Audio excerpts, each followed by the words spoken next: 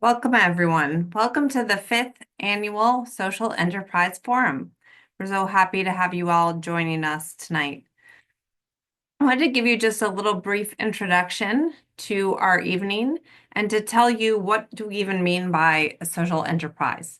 So social enterprises are businesses with specific social and or environmental objectives in addition to their profit-centered goals. So social enterprises seek to maximize profits while maximizing benefits to society and to the environment.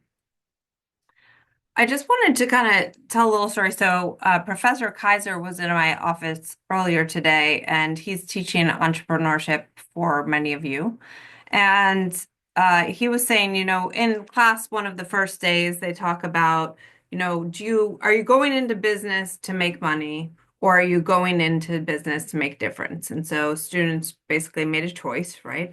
And many students make a choice that they go into business to make money, which is a valuable goal, and we're okay with that. And not so many students chose that they go into business to make a difference.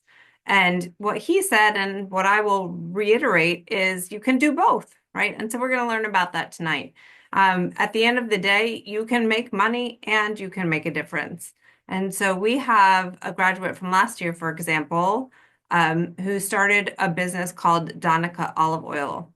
So Bianti Dinaj from Albania started an olive oil company, and it's still in the early stages. But his goal is going to be to make money and to become wealthy and all of those things that many of you want to do. But he's also looking out for the workers in Albania and the communities that they live in. And so one of his goals ultimately is to become a B Corp.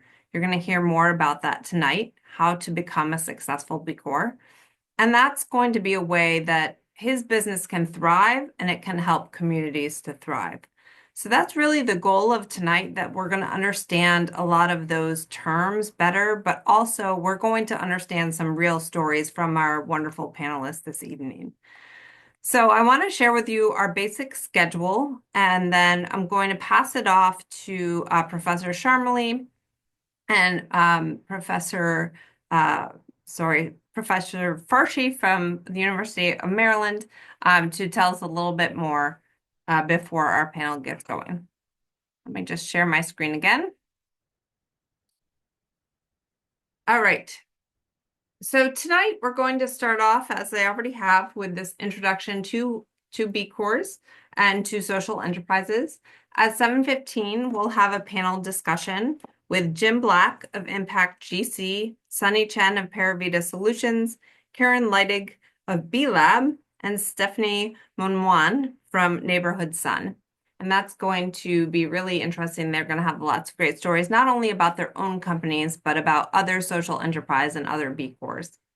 At about 7:45, get ready, because students who are here tonight, you're going to be asking questions. We'll start off with some students from my corporate social responsibility class, and then there'll be an opportunity for all of you to put some questions into the Q&A box.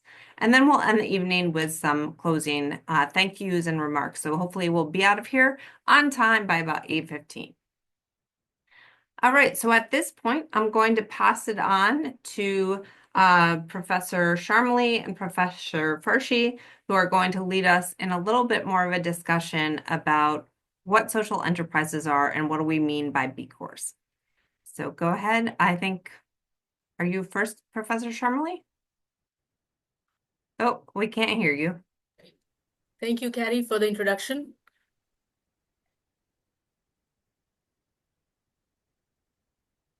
All right. So hi, everyone. I'm going to start off with some of the core concepts for this forum. So I'll talk about sustainability and the triple bottom line. So what is sustainability? So sustainability, it's a social goal that involves the environment, the economy, and the society. So according to the 1987, the definition that came out from United Nations, United Nations Brundtland Commission defines sustainability as meeting the needs of the present profit without compromising the ability of future generations to meet their own needs. So basically, as part of business practices, organizations can promote environmental sustainability by avoiding depletion of natural resources.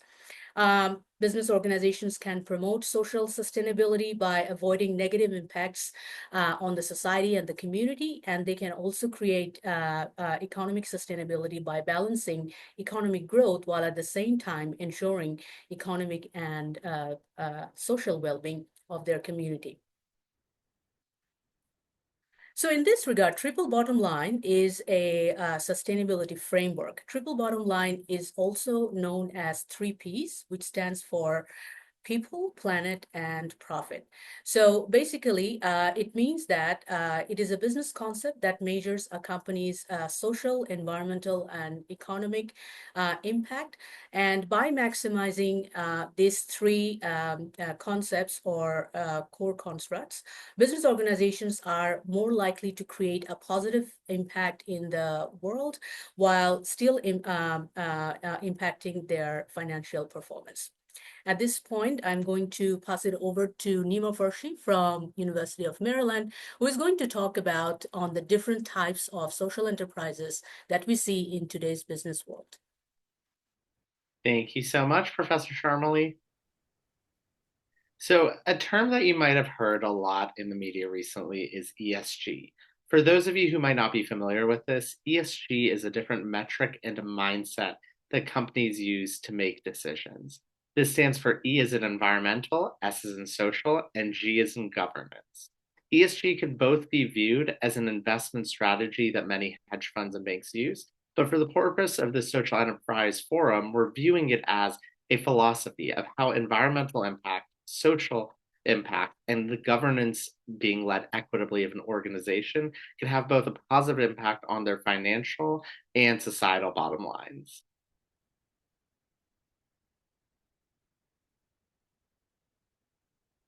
Next slide, please. So when we are discussing this vast word social enterprise, there's four main definitions we need to take into mind. The first is a for-profit. A for-profit is what you think it is. It's a specific legal entity that makes money. Its drive is for its shareholders. But with social enterprises, there could be different mindsets that their leaders have. There's no guaranteed impact standard on how they do well and do impact, and we'll talk about that more deeply in a few slides. The next kind is a nonprofit, which, like a for-profit, is a legal entity, but the profits are not given to the ownership. They're reinvested in the mission, which we'll dive into as well. The third kind of legal entity you might see that we're going to compare and contrast with B Corps are public benefit corporations. These are another legal entity, and how they do impact is state by state. And finally, with the B Corp movement, we're going to talk about this being a certification on how a for-profit can make a true impact in society. Now, diving deeper on a for-profit. For-profits are the companies that you're probably learning the most about in your courses, seeing the most in media, and they have a single purpose, to generate profits for their shareholders. But this mindset has shifted over the past few decades. On shareholder capitalism, or those who make money are not the only people that CEOs need to care about.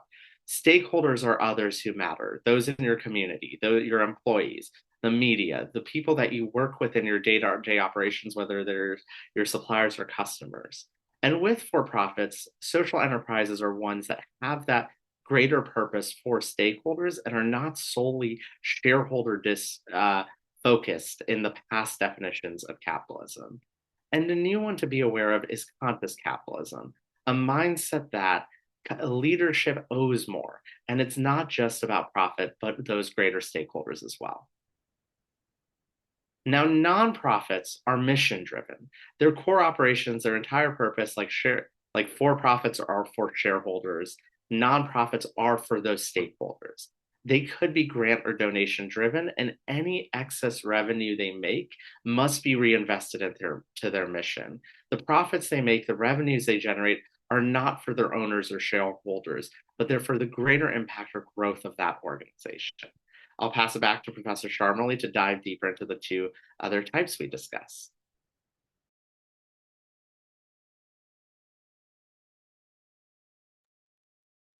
Okay, so now I will introduce benefit corporations and B Corp. So benefit corporations is a legally designated corporate form, which is a for-profit entity. So essentially, since it is a for-profit entity, in addition to generating profits, benefit corporations are also committed in terms of creating value for the public and for the society, and also creating sustainable value for the environment. So usually benefit corporations that self-report their performance. There are over 100,000 benefit corporations right now in the world. Next slide, please. And now we were going to see B Corps. So B Corps, also known as certified B Corps, are a social enterprise that are certified by the B Lab. So B Lab is a nonprofit certifying organization which provides this certification to those corporations that has demonstrated a high level of performance in terms of contributing to the society and also a high level of environmental performance. Specifically, corporations that want to achieve a certification by B Lab, they have to demonstrate that they have received at least 80 or above score out of the 200 score points from the B Lab.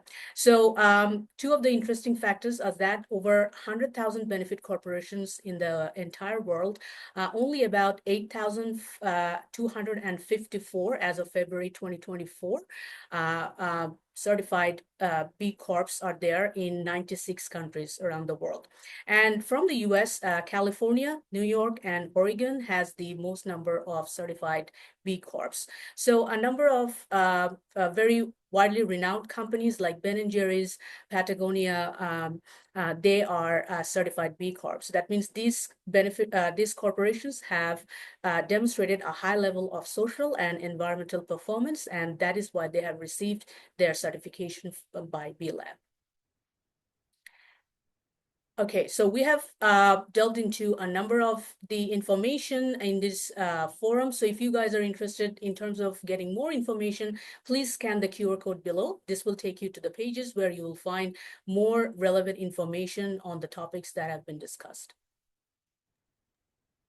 Thank you both. I really appreciate that. So that was a little bit of a crash course for those of our students who aren't familiar with different types of social enterprises. And you'll learn more throughout the panel today, but I really do think that having some of those terms at the ready by following this QR code might be helpful to you. So I'm going to introduce you to the panel now. We're going to have a panel that talks about how to become a successful B Corp. And so our panelists today are from B Corps and also from that organization B Lab that you heard about that certifies B Corps. So we have Jim Black of Impact GC, and we'll learn a little bit more about that in a minute. Sunny Chen of Paravita Solutions, Karen Leidig of B Lab, and Stephanie Monwan from Neighborhood Sun. Thank you guys so much for being here tonight. We really appreciate it. I know we're going to learn a lot and have a little fun doing so. So just to start off, I wonder if each of you could spend a couple of minutes to introduce yourself, tell us a little bit about your organization and why you are a part of this panel. You know, why being a part of a panel about how to become a successful B Corp made sense to you. So let's start with Jim. Thanks a lot. Hi, everybody. Great to be here with you tonight. So Impact GC is what we refer to as a mission-driven law firm. So we founded the firm about a year ago after about a 28-year career in traditional corporate law. And the reason that we founded the firm very intentionally and designed it to become a B Corp as soon as possible, so we're in that process now, is that, you know, we wanted to do something different than traditional law firms and traditional law practice, which is very much numbers driven, very much focused exclusively on profits. And we wanted to have a wider lens, right? We wanted to take a different approach to our business that takes into account not just generating profits for the partners in the law firm, but also gives us not only the mandate and the possibility, um, but also the accountability to produce a broader impact. And so we, as I said, we founded the firm very intentionally to become a B Corp. We are a public benefit LLC, which means that in our foundational documents, in how we formed our company, we have provisions in there that require us to take into account our impact on society, on our clients, on the people who join us. We are a worker-owned company. And so the whole point of why we formed this firm, as opposed to just working with an existing law firm, was to do something different and something more impactful. And so our basic business model is to work with B Corps, to support B Corps and other mission-driven companies, and to help them achieve their missions. And so, for us, the B Corp certification has a very powerful authentication effect, right? It's a very strong indication to our clients and to others in the community that we are values aligned, that we are committed to our mission, and it's not just something we put on our website and use as a marketing tool. So that's sort of the background of where Impact GC came from, why we formed it the way we did, why we're very focused on the B Corp community. This panel, I think, is a great opportunity to talk about these things. I'm very grateful to Washington College for giving me the opportunity to be part of this and really to discussing these ideas, because I really think it would be fantastic for the next generation of entrepreneurs to really come at business with this broader lens than my generation did, which was very much kind of imprinted with the shareholder value ethos that I think has been very harmful to society and to the world. And I think we all have to have a much broader approach and focus on our total impact and making that as positive as possible. Thank you. Sunny? Hi, I'm Sunny Chang. I'm an engineering manager at a company called Paraveda Solutions. We do technology consulting for mostly private companies pretty much across the board. We have our hands in a bunch of industries, including nonprofits, hospitality, etc. I'm here because I led our B Corp certification effort, and we got certified early to 2024. And it took us a couple of years to do that because we didn't have a dedicated sort of group within the company in order to do so. And at the time of the certification, you might have to fact check me now, but I believe we were the largest professional services B Corp in North America. And I believe we became a B Corp because we weren't built to be it, but our values when we were built were already in our DNA. And as we were sort of researching certifications and ways that we could improve our sustainability as a company, B Corp came up as something that we felt already aligned a lot with what our values were. We are an ESOP, which I think is also rare among professional services companies, and we say that our mission instead of consulting is really growing people to their greatest potential, which I think is a represents the highlight of our company on the employees of it, and why I think it aligns with a lot of B Corps in that respect as well. I also wanted to speak because I think that there's a lot of, and I think rightfully so, a lot of the stigma of sort of what is responsible for quote unquote late stage capitalism is a lot of technology companies and Silicon Valley specifically putting forth this idea of requiring infinite growth, which is obviously antithetical of the sustainability that is required of B Corps and what basically we need for businesses to succeed in the future. And I wanted to prove that you can still be in technology and focus on the right things in order to be a sustainable and successful company. Thank you. Karen? Hi everyone, it's great to be here. I'm Karen, and I'm a senior manager on the marketing team at VLab US in Canada. It's great to get that introduction again. And so I came to this work. I actually just realized that this is my 10th year as a part of the B Corp community. So I've been around for a while, and I actually learned about B Corp in a similar way, maybe to a lot of you now, through an undergraduate business school when I was doing my undergrad degree. And I was just really intrigued by the concept. I always thought that maybe I'd go into like working for a nonprofit or public service or government. But then when I learned about what B Corp meant and this kind of growing community of businesses that were using business as a force for good, I was really drawn to the idea. So I had a chance to work for a smaller coffee company in Oregon that was really sustainably focused, and I really connected with the owner's idea of how he wanted to do business. Essentially, he kind of had an approach, kind of that you referenced, where he wasn't in it to make money, he was in it to do good and really to help his family. So he always said, like, if his family grew chocolate, that he would have gone into the chocolate business because he was all about sourcing coffee from his family and helping out farmers and his family members. So I just really appreciated his approach to entrepreneurship and leadership. And then they wanted to pursue B Corp certification. So I helped with that and just started getting more and more involved in the B Corp community and ended up getting involved in the B Local PDX, which was in Portland, Oregon, where I was living at the time. So similar to B Local Mid-Atlantic, it was the regional organization that serves that community.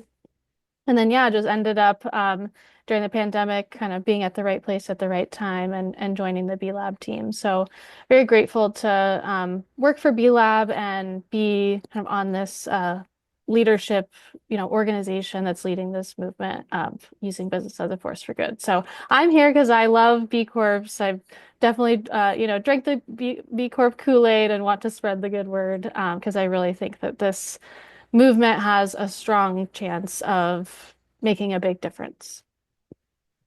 Thank you. Stephanie?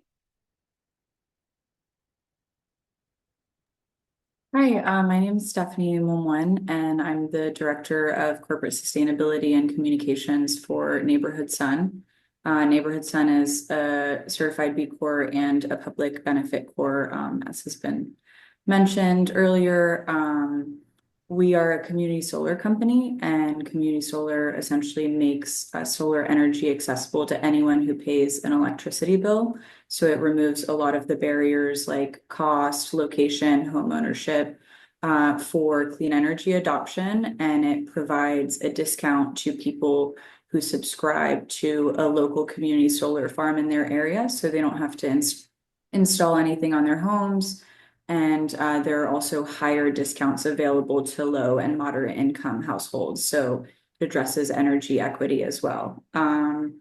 My experience with the B Corp community started at UNC Chapel Hill. I was there for undergrad and grad school, and I had the privilege of participating in the B Lab student clinic, and I was able to help a company do their certification. So I got an inside look at the B impact assessment and just what the whole certification process looked like. And I knew that that was what I wanted to keep doing. I took a social entrepreneurship class in UNC's B school, even though I was focused on journalism originally. And I just was obsessed and knew that that was what I wanted to do. So I feel really fortunate to be here talking to you all. And I hope that, the classes you're taking right now, or maybe this forum might spark that inspiration to pursue social entrepreneurship and the B Corp community specifically, or really just any impact-driven business or nonprofit, whatever that may look like. Thank you. I'm hoping as well that we all can inspire our students to think bigger and better. So thinking about that, right? So why do companies choose to become a B Corp? What are some of the benefits that they might seek in that status? And I'm going to start off with Karen, who works for the company that actually certifies. So Karen, could you tell us a little bit about what you think? Great, yeah. So we get this question a lot at B Lab. Obviously, we're trying to convince companies to become a B Corp. So there's a lot of reasons that we hear that companies want to certify. So I also have a perspective of working for a company that wanted to become a B Corp. So I can kind of speak to that as well. But I think, one thing I mentioned previously that's really important is that B Corps and companies that want to become certified want to do good in the world. They want to do right by people and the planet, and that's like really an essential thing. So, in fact, I don't think that companies that don't want to do good in the world should try to become a B Corp because they'll probably end up saying it's not worth it to them. Like it's not just about the marketing to me. So. But I think more than that, it's companies that want to embed doing good in the world into the legal structure and DNA of their business. So adopting a legal framework of becoming a benefit company and saying that they're not only beholden to shareholders for profit, but that they can make decisions about people and planet as well, and they're legally protected to do that. Um, and that they believe that that is kind of the purpose of a corporation, like that has, evolved in thinking over time, over the history of capitalism. So, and then I think beyond that, B Corp certification really offers a framework for what it means to do good in the world, and what are the practices that fall within that, how to do it, and then how to hold yourself accountable to it. So it really offers this accountability framework and mechanism, and then eventually that badge that can show your customers and your shareholders and your stakeholders that you've gone through this rigorous assessment process. So, lastly, I'll say I think one of the major reasons to become a B Corp is the community of B Corps. I actually lead a lot of events and convenings for the B Corp community. We have about 2,500 companies that are certified in the US and Canada. And I feel like when I went to a B Corp event the first time, it was like I had all of a sudden like found my people in a business environment, in a professional environment. And I have a lot of friends, like really good friends that are in the B Corp community because they really are people who share my values. So when people say, values aligned, like that's what it means. Like these are like-minded people that are really aligned with who I am and what I want to do and how I want to show up in the world. Thank you. Sunny, do you have anything you'd like to add? Yeah, I mean, I will say I think Karen, you took my community one because I think that is a big one for sure. And I think like community is something that's important to people for sure. For like our entire lives, we find community in all sorts of things, and there's no reason why that shouldn't also be the case in business. And there are also plenty of businesses that find community through industry. So why not something um, as purposeful as B Corp as well? And I'll say like even in the year or so since Paraveda has become B Corp certified, we've found plenty of companies both within our B locals and meeting with people on the B Corp network, the Beehive, that align with our values both as a company, but also have specific needs that we feel that we can mutually help out with. So, from a purely beneficial perspective, that community um, has shown its impact right from the start. Um, I'll also add that I think that becoming B Corp certified has been really good for us in terms of setting goals. We always wanted to say it was B Corp becoming certified was never something we wanted to end at. It was always going to be the first step because a lot of the times companies don't have built-in divisions that try to measure what their goals are and where they want to go in the future. So for us, it was sort of setting a baseline of like it's easy to know where your shortfalls are when you see that assessment score and be like, oh, we need to make progress against this, or we're doing well here, but here's some other ideas that we can focus on, so that we can continue to improve in the future. So I think to that respect, just having these goalposts that you can understand where you are and where you're gonna go is hugely beneficial for becoming a B Corp as well. All right, thank you. So on the flip side, right, we know that there are lots of opportunities, but there are also some challenges. So I even talked about in class last week, there's about 2,500 B Corps. That's great, right? But there's about double that amount benefit corporations, that legal form. And then if we're even looking at ESOPs, I think, Sunny, you mentioned that, right? ESOPs, there's even more of those. So there are some challenges, and part of it, I guess, is the relative newness of it is part of that. But Stephanie, can you think of some of the challenges that companies might face and maybe might make them not go with a B Corp status?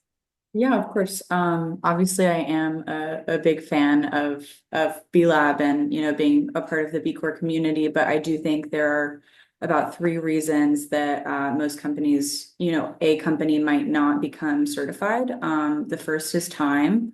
Like Sunny was saying, it really does require at least one person, if not a whole team, dedicated to filling out the B impact assessment. It's an ongoing process. I completed our recertification for Neighborhood Sun, and I started a team within our company of people to help me. And it really involved HR, it involved the billing team, it involved the CEO. It just really permeates through all aspects of the company. So it is a big undertaking. And a lot of, solopreneurs might just not have the time to dedicate to filling out the assessment and really leveraging the benefits of being a part of the B Corp community because they are so busy and, overextended. In that case, they may be able to hire a consultant if they have the money, but they still are going to have to put in a lot of the time. They're going to need to gather the data to share with the consultant who's going to fill out the assessment. So this is a big undertaking no matter what. The second barrier is money. B Lab does do equity pricing for in certain cases. So I know it is the sliding scale and it depends on the revenue of your company, but it does cost money to join. It costs money to recertify. So that is a barrier for certain companies as well. Especially if they're not yet aware of the value they'll be getting out of being a part of the B Corp community. It can be hard to see it as worth that cost until you actually are a part of it. The third is how well the assessment fits with your business model. I think B Lab's done a great job of tailoring its B impact assessment to be customizable for many different business models, but there are definitely limitations. Impact assessments are not a one size fits all solution, and certain business models can slip through the cracks. So I think community solar is a good example of that. Neighborhood Sun is based in Maryland, but we serve communities across many different states. And for example, let's say we have a subscriber in Colorado. To us, local energy means the energy that they're getting is generated within their own utility area in Colorado, not local to our headquarters in Maryland. But B Lab defines local as within a certain, mile range of the company's headquarters. So that just isn't accurately representing our local economic impact in a way that fits our business model. So I would say that's another nuance to consider. Right, thank you. And Jim, I know you are working with a lot of B Corps and minority-owned businesses and different businesses that might be like-minded. So do you hear any challenges that companies might face? Yeah, I mean, I think the ones that Stephanie mentioned are the ones you hear most commonly, which are, resources are the biggest challenge, especially for companies that were not created specifically to be B Corps, right? And so, I think there are other challenges sometimes with companies that have multiple shareholders. You really do have to have buy-in from the owners of the company. And, you may have a great management team that's very committed to impact. You may, though, have some shareholders who are not that enthusiastic about spending the money and the resources to do certification. It certainly is not a fit for every company in every circumstance. It's also not the only avenue for a company to have a positive impact, right? And so there are plenty of businesses that use the impact assessment as an internal management tool. They don't do the certification, but they do try to sort of keep their own accountability by using the impact assessment. And I can say, as you know, having used the impact assessment as the way to design our business from the start, it is an extremely useful tool and a very powerful tool for understanding all the multiple ways that you create impacts that you might not have thought of in your procurement, and how you know, choose business partners to work with, and you know, how you deal with your environmental impact and things like that. And so, you know, it is, even though, you know, people in the community, including myself, wish that every company was a B Corp or operated according to those kind of values, the reality is, you know, the impact of B Lab and what it's created is broader than just you know, the certified companies. And there are some companies that just aren't in a position to certify for various reasons. And but again, that doesn't mean they can't be, you know, companies that have a positive impact. As you said, you know, there are many benefit corporations that are not B Corps. Maybe a lot of those are on an extended road toward certification, but there are other tools out there also that you know, can help companies have a positive impact. And you know, and I think B Corp is the most powerful tool for that, but it's certainly not the only one. All right, well, thank you. So one thing that we talk a lot about is our sort of stakeholder impact. So trying to really get all of us to think, and our students especially, to think that, okay, it's not just that shareholder primacy, right? It's not just the shareholder wealth maximization that is important, but we have to think of some other stakeholders. So I know all of you do that as well. So I just wondered if you could talk a little bit about the importance of different stakeholders, and especially if we're focused not on that shareholder and the investor, but maybe on some others that you can think of. So Sunny, I don't know if maybe you have sort of a response to how stakeholders impact your organization. Yeah, for sure. In a way, I mean, since we are an ESOP, stakeholders are sort of the same for us because we consider our employees um, Yeah, good both, point. basically. There are stakeholders in many ways, but to the point of what I said before, and our our company's mission in bold on our site was growing people to their fullest potential, and we try to really reflect that in the values and our policies. We have a transparent pay scale, so everyone in the company knows how much everyone makes. We have a very specific and laid out framework for how people can get promoted, and what their reviews are measured against. So everyone, no one's really surprised when it comes to review time, and they have to speak with their mentors and their offices sort of leaders to talk about their performance. They know exactly what they're being measured against. And we try to do our best in terms of listening to feedback. Obviously, with the bigger the company you are, the more different voices there are, and different ways they want to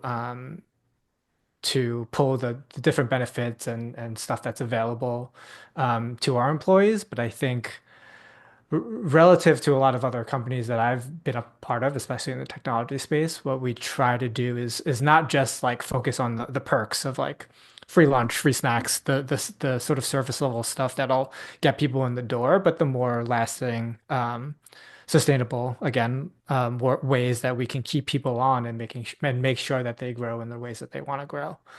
Um, so that's what I think of from when I think of stakeholders from an employee perspective. And I'll also say from our client perspective, what we've seen a lot recently um, is a lot of our clients, some even maybe I'll have to double check, but Fortune 500 level companies are asking more from us and other partners they have for different types of sustainability certifications and efforts that we're doing in order to achieve specific goals to that respect. Now, how much of that is actually greenwashing, it's hard to tell, but I think the fact that that stuff is still happening, I think gives sort of an advantage to companies that have already made progress against that sort of thing, which I believe B Corp is an easy badge to put there to be like, hey, we've thought about this. We've dug through all of our materials, because I promise you, whatever you're asking for us is not something that B Lab has not already asked for us, and we have all that ready that we can give to you. So from that perspective, I think that having that ready to present to clients even if it's not a plus for every client, for a good amount of them, hopefully in the future, it'll continue being a check mark in our column when they decide on partners. Yeah, thank you. Stephanie, do you have something to add sort of about how stakeholders impact the success of Neighborhood Sun? Yeah, I think in Neighborhood Sun's situation, we're really the middle person, essentially connecting all of our stakeholder groups. So we have solar developers who pay us to find subscribers for their projects, and then we have to work with the utilities to, make sure that people see their solar credits on their bills. And then we have trusted community organizations and leaders that we partner with to build trust in the communities that we're serving. And I would say that all of those are, really two-way exchanges. Like our partners help make us better. Sometimes they'll help us make improvements to our marketing or our website and be like, oh, well, we think you should change this to, be a bit more transparent. And we're like, thank you, you're helping make us better. And it's great to know that we're working with organizations that have that high standard when it comes to ethical marketing and business. And because we depend on those partners to help us get subscribers, we also have to, offer them a lot of value. And so we do a lot of community events where we show up and table in the communities we're serving, because otherwise we're a service and not a product. So people don't really have something they can hold and understand the value they're getting. And we also are entirely dependent on our subscribers to be trusting of us. And there have been a lot of, predatory practices historically in the clean energy space, especially against marginalized communities, like communities of color, lower income folks. So they understandably aren't very trusting when we come tell them we can save them money at no cost. So we really depend on all of our stakeholders to build that trust together that we rely on. Thank you. One last thing before we open it up to student questions. We're really talking a lot about the scalability of different social enterprises. And so, Karen, I know you had a really good example to talk about the way maybe B Corps can scale even more than we think maybe they can.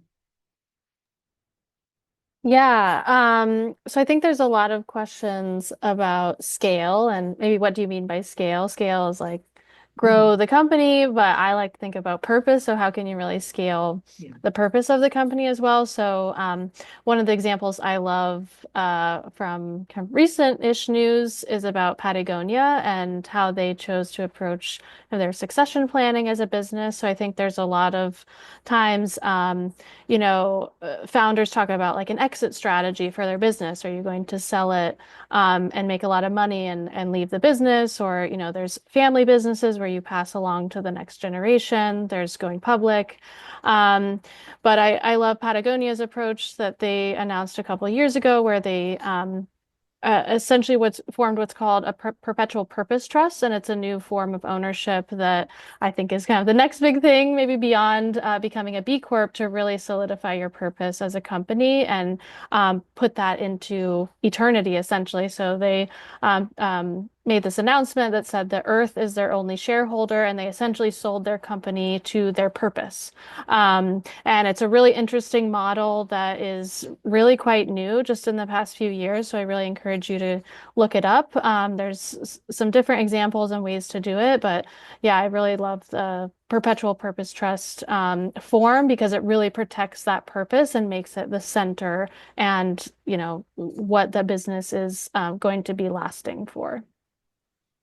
Right.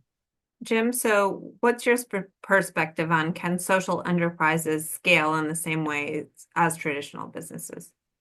Yeah, it's a really interesting question. So, to me, I think first of all, as Karen said, it's a question of what do you mean by scale, right? There's financial profit, there's also social profit, and I think regardless of how you define scale for your particular business, being an ethical business, being a business that approaches, your operations from kind of a holistic perspective isn't for any real reason a break on growth, right? It's not it you have examples like Patagonia, but also, as you mentioned earlier, Ben and Jerry's or Seventh Generation. You have companies that have become quite large and well-known brands while doing business in a very ethical way. So in fact, that can be a selling point for some brands that put it out front and say, this is who we are and this is what we stand for.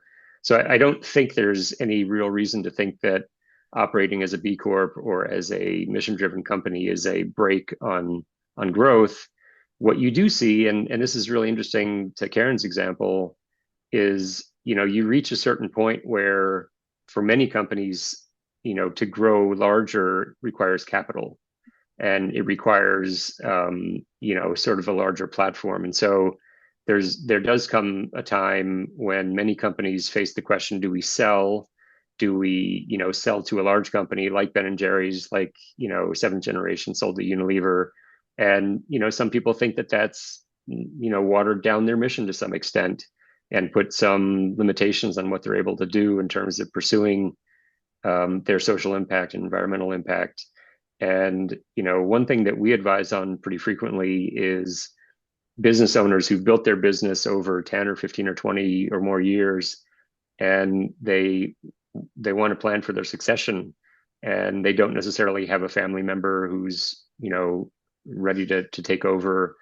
And for many of these companies, they could sell to a financial buyer or to a larger strategic buyer, but they're very worried about what's going to happen to their mission if they do that. And so there are new structures in the market similar to what Patagonia did, where effectively business owners can sell the business to their employees. And as Sunny mentioned, there's ESOPs, which is one great tool for that. There's also employee ownership trusts, which are more akin to what Patagonia did. The beneficiaries are not the earth, but they're the employees. And so there are some very innovative structures in the market now for succession planning. And again, those structures allow you to preserve the mission while the business can continue to grow after you've made the transition. And that's a very big challenge. We're facing what people call the silver tsunami of tens of millions of businesses, probably being up for succession planning at the same time as the baby boomer generation retires. There's just not buyers for all those businesses. So finding some of these new structures that can help, especially B Corps and other mission-driven companies, preserve their mission while they go through an ownership transition is really exciting. Well, thank you. And actually, I think our next student might have anticipated this conversation a little bit, so I might be building on this. So I'm going to introduce a few of our students who are going to ask questions, but I would also like to encourage at this time any participants who have questions, if you could put it into our Q&A box at the bottom of your screen, and then you can submit a question. And after we have the first few questions, we'll be able to draw questions from that.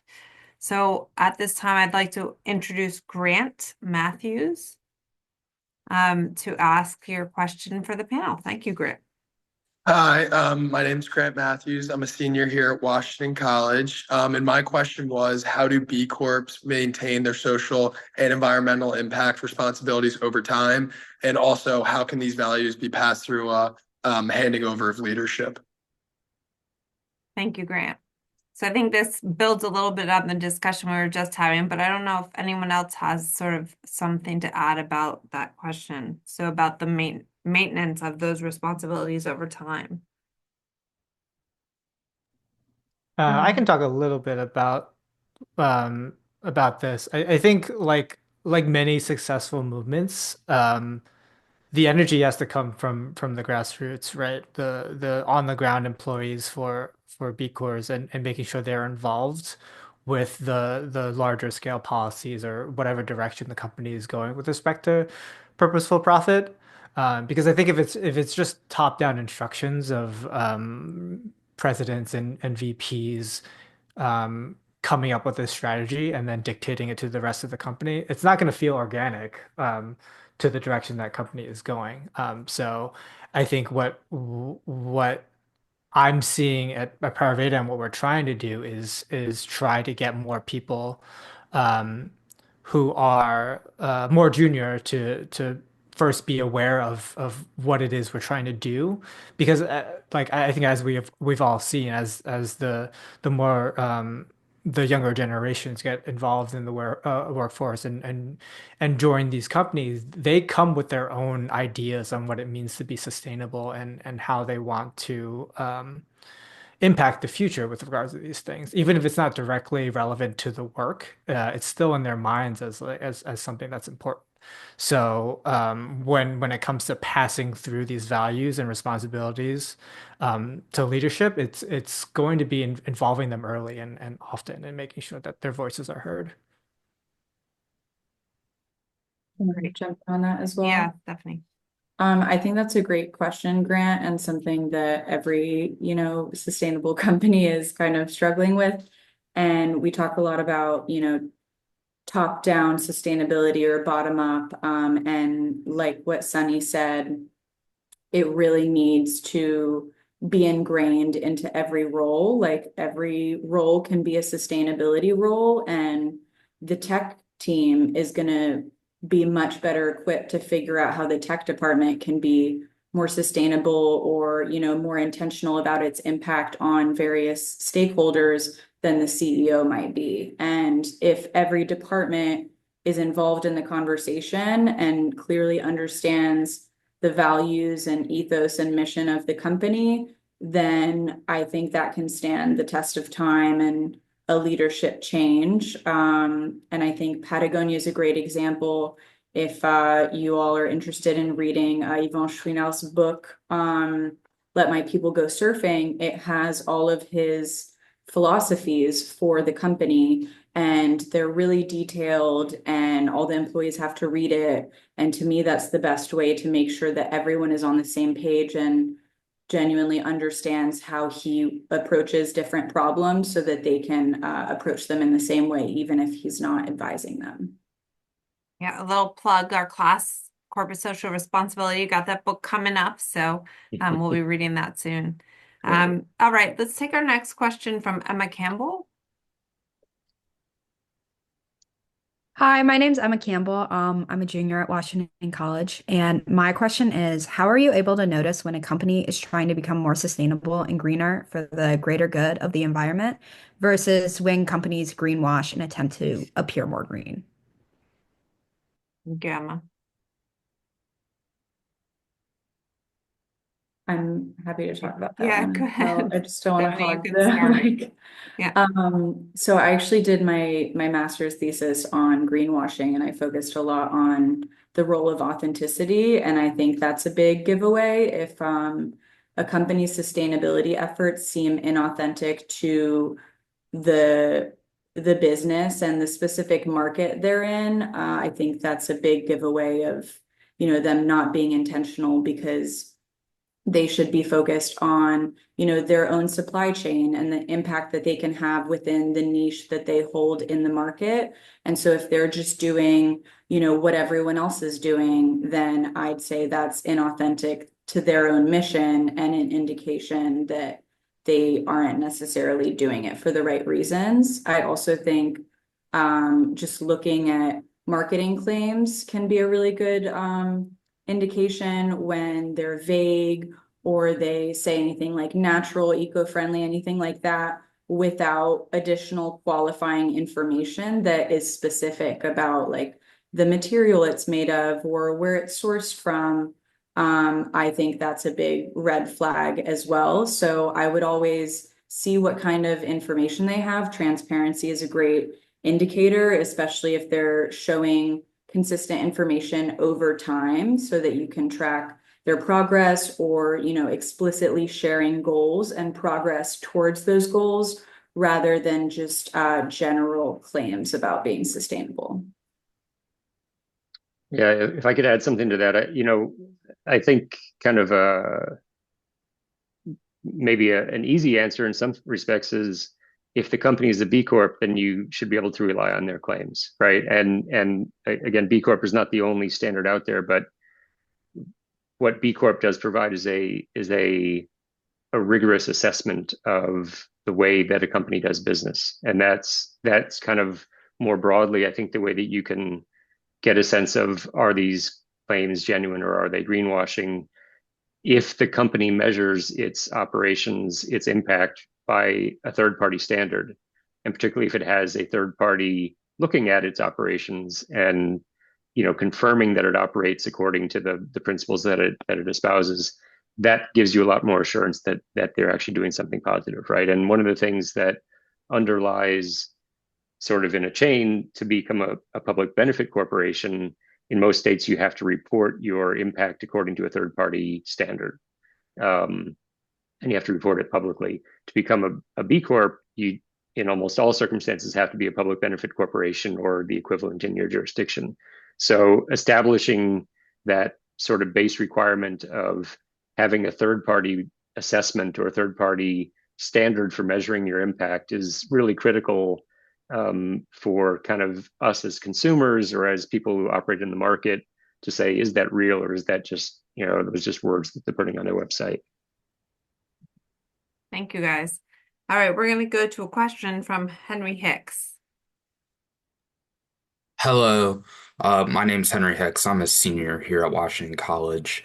Um, my question is, what with the changes that are taking place under the current administration with corporate social responsibility and DEI, um, what changes are being like made on a business level? And then with large organizations like Molson Coors dropping DEI policies from their CSR strategies and others like Procter and Gamble standing by their policies, what would you tell a company that's on the fence with DEI and their corporate social responsibility strategy? Thank you, Henry.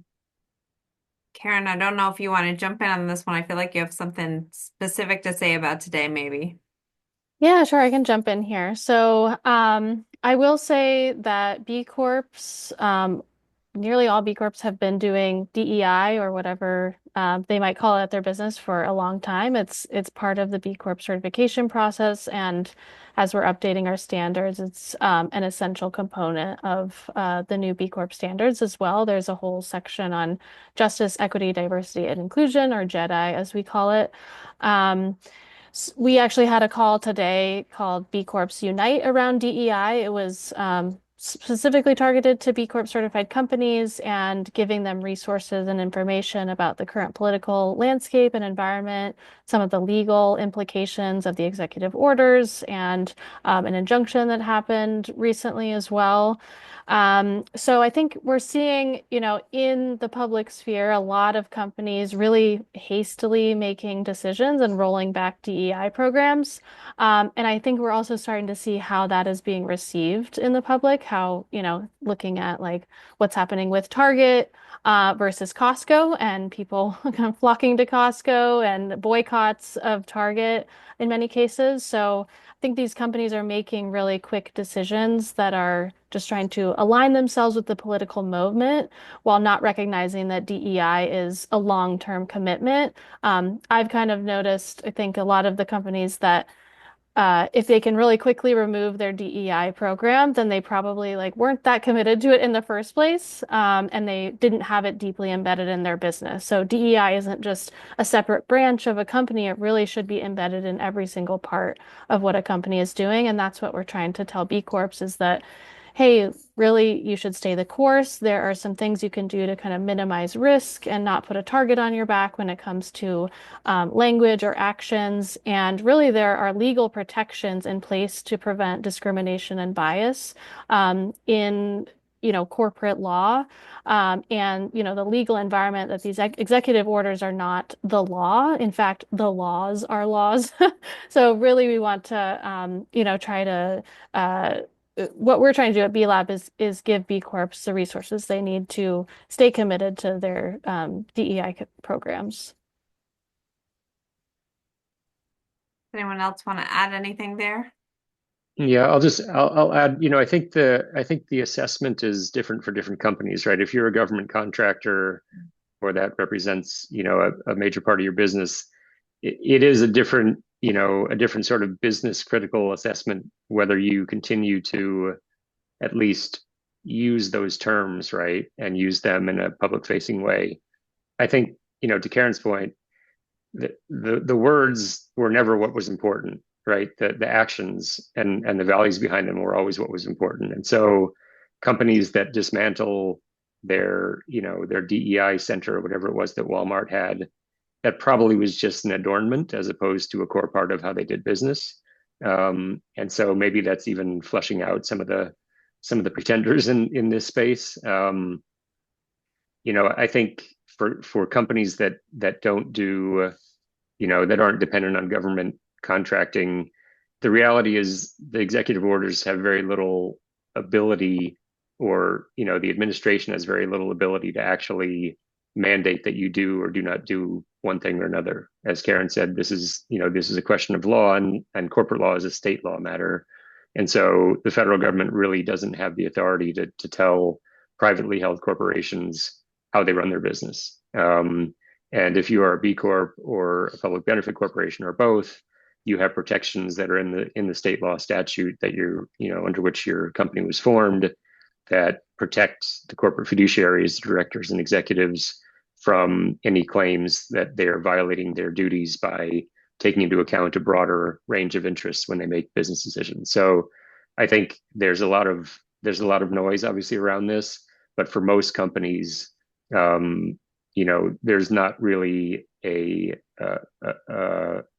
actual reason to change. And if you're committed to this, there's, if anything, more of a reason to double down. Thank you. All right, I'm going to reach out to Professor Davis, who is watching the chat box. And so I see we have a question there. So could you let us know what that is? Sure. We have a question from Billy Bloom. Thank you, Billy. In terms of due diligence in pursuing a B Corp certification, does B Lab or the firm take on the responsibility of investigating suppliers, partners, and other critical aspects of the business? I could take this on. So it's really both in some ways. So through the B impact assessment, which is the assessment that any B Corp has to complete in order to get certified, there are questions that the firm has to answer in terms of their suppliers and partners and this other critical aspect. So in the B impact assessment, you do have to upload a lot of documentation to that to kind of verify that you are doing these practices that you say that you're doing. I'll give an example. So there's a lot of questions in the B impact assessment about significant suppliers, and you may have to upload a spreadsheet showing where what your suppliers are, like what type of, what you're paying them, where they are, what their practices are as well. You have to answer some questions about that. So in the certification process, there is a stage called verification. So you're actually paired with an analyst that goes through some of the documentation. They pull out some things kind of randomly to make sure that the documentation you've provided and the evidence you've provided for your practices is real and verifiable. And then in very rare cases, there is an on-site audit as well that's conducted. So kind of like a tax audit, some random companies are chosen to go one step further. They have B Lab actually visit their facility. They paused this during COVID. Actually, they might be doing it virtual now, but they go even deeper into trying to verify all the documentation as well. Thank you. I think we have time for about one more questions. I know if anyone feels compelled to put another question in the Q&A, but I know we have some other student questions. So Professor Davis? I'm going to combine. There were a couple of questions on where students discuss how operating a B Corp presents unique challenges to profitability. So can you speak to how your organizations continue to make a profit while supporting social and environmental issues?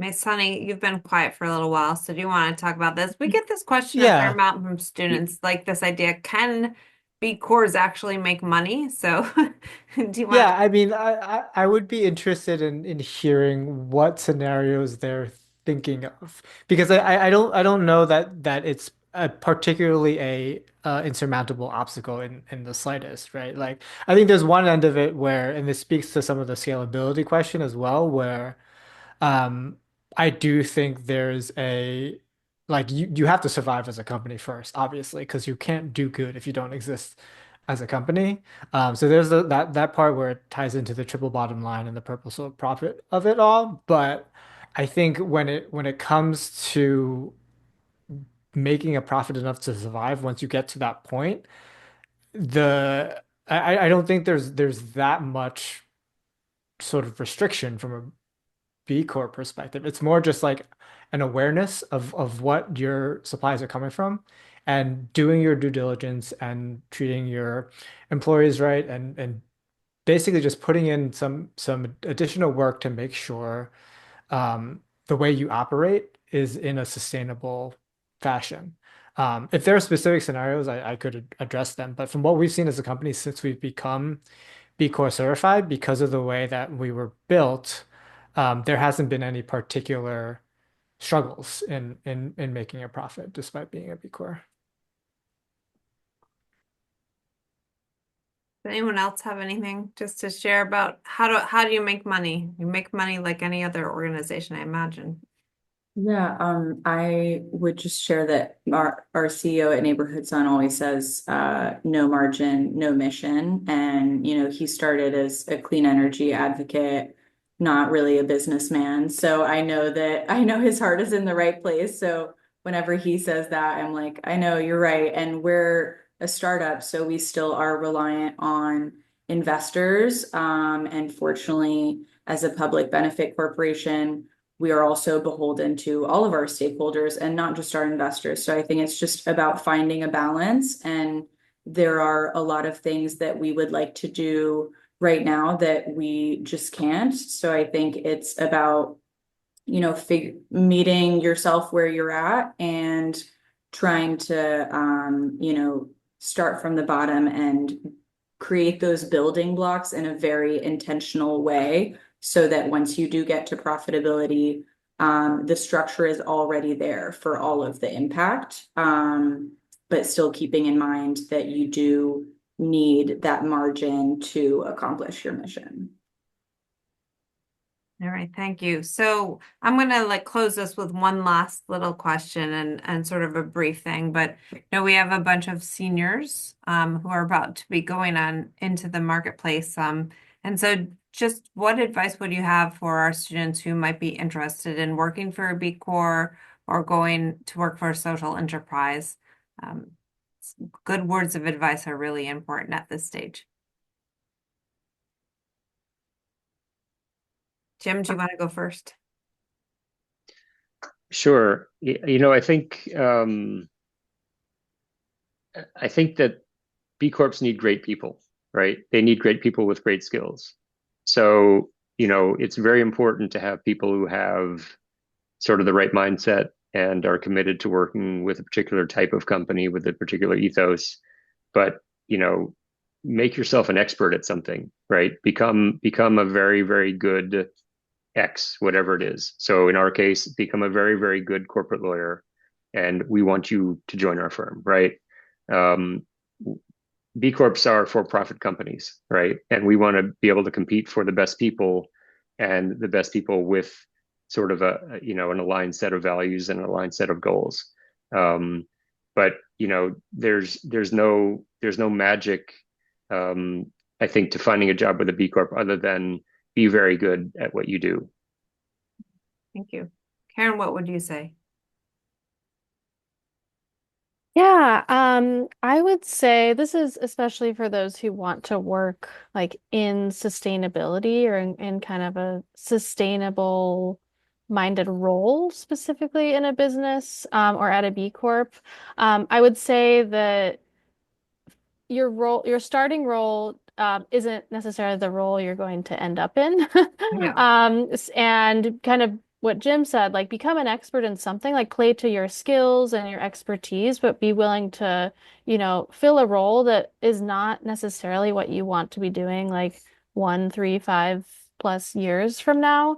The company I started working for that became a B Corp, I joined in more of an entry level marketing and events role, and they didn't have enough money for a sustainability person, but it was something I was interested in and wanted to take on kind of as part of my role. So it's really, if you're there and show an interest and a passion, and you can like join groups or start like a green team or something like that, that can be really valuable for a business that may not necessarily be able to support like a full-time role that is like your dream role. But maybe eventually you can start taking on pieces of that and work your way up into a role that is more aligned with what you want to do.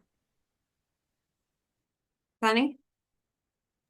I would say don't what's the saying? Don't let perfect get in the way of good. Capitalism is messy. We're all trying our best. I don't know if there's any company that has a perfect score on the assessment. Um, so I think identify the ones where you feel like you can make the most impact and also align that with where you think you can grow the most, right? Because I think that's where you'll find the most fulfillment. And yeah, that's basically what I have. All right, Stephanie, we'll let you have the last word.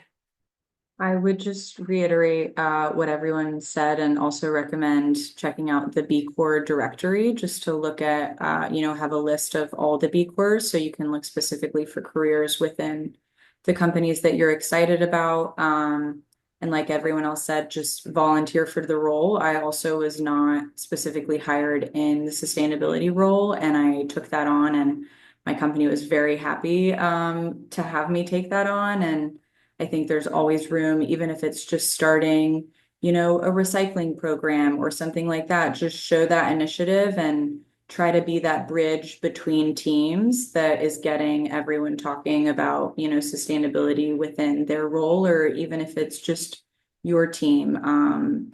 Every job can be a sustainability job. All right. Well, thank you guys. I just want to share some final thank yous to everyone.